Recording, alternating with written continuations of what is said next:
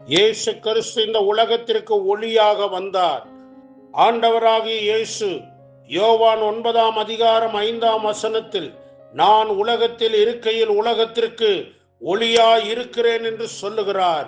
விசேஷமாக இந்த ஆண்டவர் இயேசுவை யோவான் அறிமுகப்படுத்தும் போது 1வது அதிகாரத்தில் தொடர்ந்து அவர் பேசுகிறார். ஆதியிலே வார்த்தை இருந்தது என்று சொல்லும் போது அந்த 4ஆம் வசனம் யோவான் 1:4 அவருக்குள் ஜீவன் இருந்தது, அந்த ஜீவன் மனுஷருக்கு ஒளியாய் இருந்தது, அந்த ஒளி இருளிலே பிரகாசிக்கிறது, உலகத்திலே வந்து எந்த மனுஷனையும் பிரகாசிப்பிக்கிற ஒளியே அந்த மெய்யான ஒளி.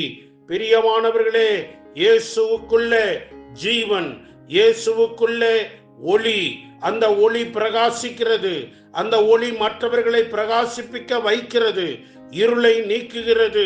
உங்கள் வாழ்க்கை ஒளிமயமாய் மாற வேண்டுமா? இயேசுவை பரிபூர்ணமாய் விசுவாசித்து அவர் கையில அர்ப்பணியுங்கள். அப்பொழுது நீங்களும் வெளிச்சம் பெறுவீர்கள். அது உங்களுக்கு பாக்கியம்.